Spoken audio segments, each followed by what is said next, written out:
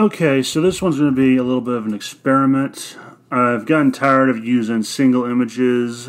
Well, technically two in some cases, one for the background and one for the thumbnail. So with this one I took something further down the list of what I have already and thought I would experiment by using multiple slides. So yeah, we'll see how this goes. And that's about it. Let's go on with the show, I guess. The Accursed, the Usurper, Darkness of Legend, Adagium. Ardyn Izunia, the Chancellor of Niflheim, roughly 2,033 years old, or that was the year he was born. It was kind of hard to tell when I was doing the research for this. And this is the antagonist slash villain of Final Fantasy 15. Well, for me, he was the most interesting part of the game. Actually, he was the only reason to play it, in my opinion. I could not care less about the protagonist, could not care less about his friends if I tried.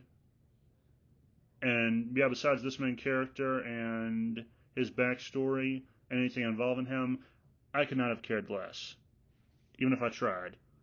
He bears some similarities and contrasts with Noctis. Both lost someone they loved. Both lost the throne at one point. Noctis is a king of light, whereas Ardyn is a king of darkness.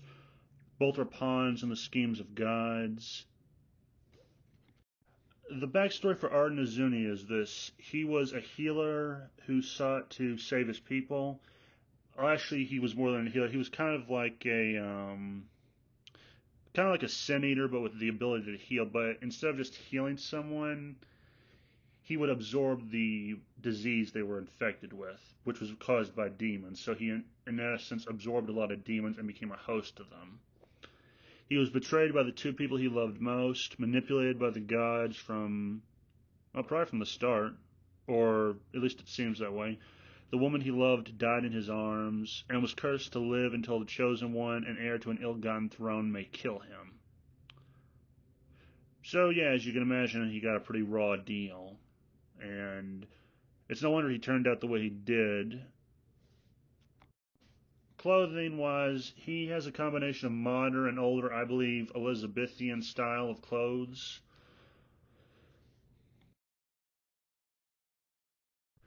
His main weapon is, well, the main one you see him using throughout the story for close range is a weapon called Rakshasa, and this is the interesting thing about Ardyn in the game, is it combines things from certain periods in history and puts them together.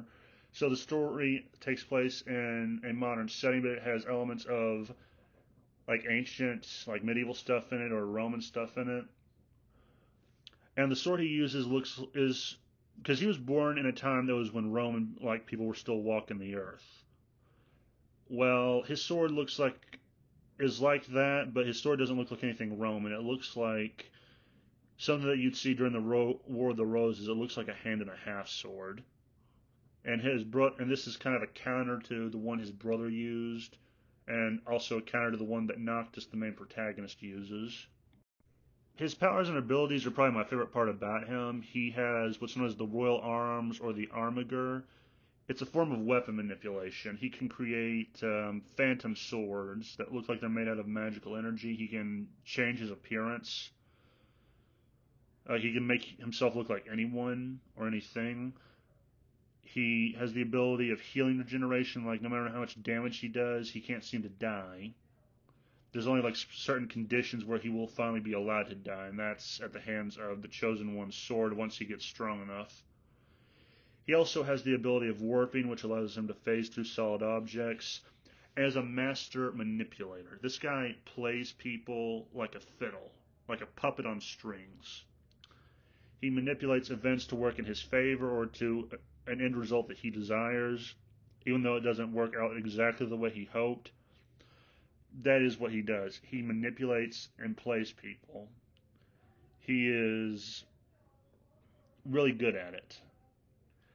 And he's kind of like a trickster character in a way, which I also love, because tricksters are interesting characters in my opinion.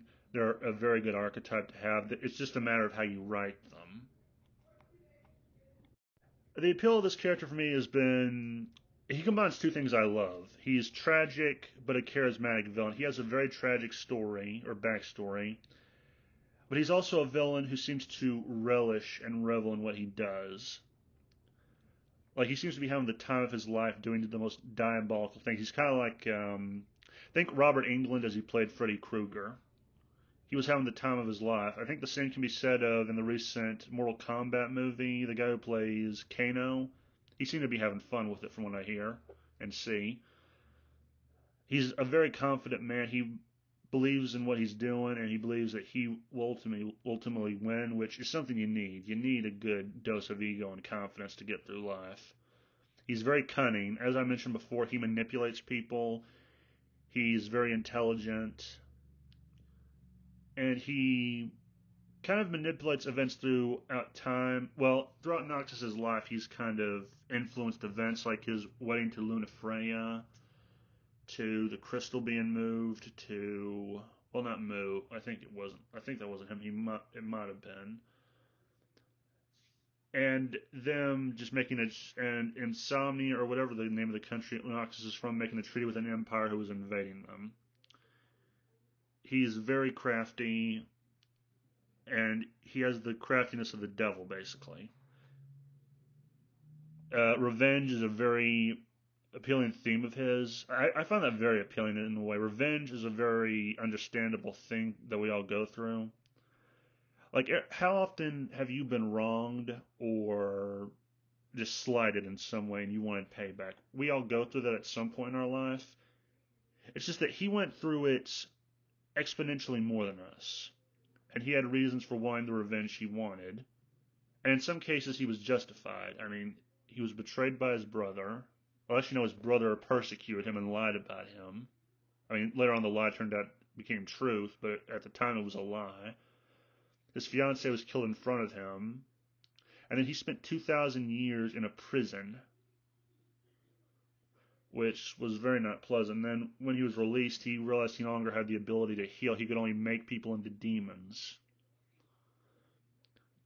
So, yeah, he had plenty of reasons for wanting revenge against Insomnia, the kingdom Somnus built, and the world itself, and the gods, who I think are the real villains of the story. But he is the one in the game that is the main villain. The gods just instigate and push things to the course it goes. He's a very sympathetic character, as I mentioned before. He has that tragic backstory. And that seems to be a very common thing with villains and antagonists now. They always have to make them tragic in some way. I like them when they're kind of evil and they relish the evil things they do. He combines the two. And he's well written, a very well written character. He actually has two lines in a DLC called Episode Ardyn. One is, "Hear me, gods above, no longer shall I sojourn towards the light, no longer shall I supplicate for pardon." And then it was something to the effect of, "The path I intend to tread is paved with blood and darkness." Another one is at the end of it, where he's had his conversation with Bahamut and has learned the truth that he was never meant to save the world. He was meant to be a sacrificial lamb. And he wondered, am I alive? Does it matter? No, it doesn't. To hell with them all. And then he decides that he will kind of spread darkness throughout the land and kill the blessed one, the God's chosen one. And I can't quite. I wish I had written it down before I'd done this recording, but I can't. But I forgot to. I was too excited to just get it over with. And yeah, he's very Shakespearean in the way he's written.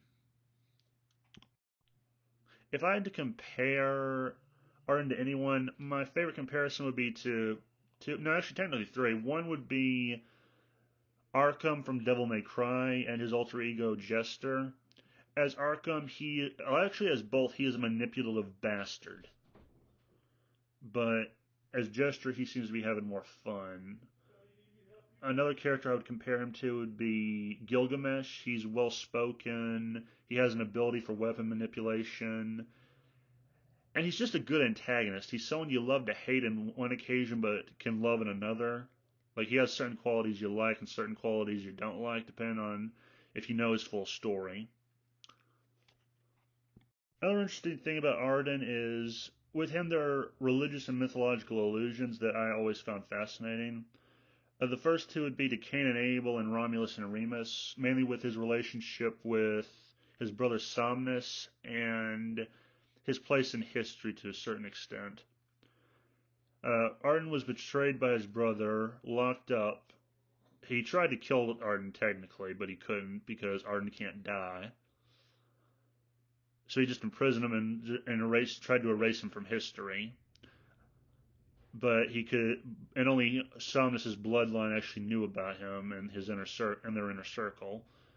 Compare that with Cain and Abel, Romulus and Remus. Cain murdered Abel, was doomed to wander the earth, and eventually built a city and I think became its leader, and eventually died. Another comparison is with Romulus and Remus, who Romulus murdered Remus because they got into an argument over who would be the king of Rome. Romulus took over. Remus was forgotten about, to my knowledge, except in like art. And Romulus went to become the king of a city that would one day become one of the most powerful empires the world would ever know. Actually, no, the most powerful empire of the ancient world. So there's those allusions. Another allusion in religion and mythology would be he has some connection to Christ and the Antichrist in the way he dresses, and because in life he was more of a messianic figure. He tried to help people, he tried healing, he wanted what was best for his people, and what he did came at his own detriment. And the Antichrist, based on the way he dresses and the way he acts, and his unlife is he spreads corruption, disease, causes the demons to expand, and causes general problems for humanity. He's also similar to a sin eater, as I mentioned before. A sin eater eats food and takes on a person's sin. Ardyn in life would heal people by taking in the disease and corruption of the demons. And he also has some similarities to the devil. Actually, one aesthetic was he has a wing on his arm. It's like part of the clothing. It resembles a fallen angel's wing. And yeah, he's kind of like if Antichrist fell, or not the Antichrist, if Christ himself just fell from grace. That's Ardyn in a nutshell. And these aren't the only connections. There are also connections to, I believe, Buddhism. He's connected to it started with an M, I can't remember. But there was that. So there are those allusions, and I found this kind of interesting when I was researching him. And these were just some things that I thought I would go over for this test video, which is, well, also to actually do a genuine what our writers can learn from or what they can take away. And the takeaway for me has always been to take inspiration from religion, not just Christianity, and mythology with some creative liberties. Because regardless of whatever you may feel about religion, you can find some fascinating stuff to work on and use it with characters. Same with mythology. Although mythology's kind of, you don't hear about all the mythologies. Like you don't hear about the Celtic and the Norse as much as you do about the Greek. Well, the Norse you hear some about, but you have other mythologies like the Celtics. Like you have Cuchulainn. Oh no, he's more Irish. I don't know if that falls into Celtic. But yeah, there's that. Another takeaway is to take inspiration from the past and the present, because the world of Final Fantasy 15 is a combination of the past and present and other timelines or points in history. Like Ardyn's life 2,000 years before the story looks to be Roman, but it has some also combinations like the weapons look similar, that he and his brother use look similar to, well, no, mainly look more medieval, like they belong in the War of the Roses or a hand and a half sword kind of, or a bastard sword. Not really a great sword because it's not as big. Um, it's possible for another thing is it's possible for a villain to be both tragic as he is evil. Because I like villains and antagonists who are kind of evil, who just relish what the evil that they do, who find delight in doing the most twisted things and screwing with people's heads, who are kind of sadistic and vindictive. I like that as a villain. I want villains to be villainous again. None of this whole feel bad for me crap. I mean, sure, people become bad because they were mistreated, but some people aren't always like that. Some people are just born bad to the bone. And another thing is the benefits of a charismatic antagonist. Because Ardyn is a very charismatic person. I think that boils down to his voice actor. And you need someone who's a little charismatic to sell it. It's hard to write one because you don't have a voice to it, so you have to be specific about how you write them. That goes up back to another thing I forgot to put on here, which is it all boils down to a good writer, because you can make a villain be evil and still relatable if you're good at writing him.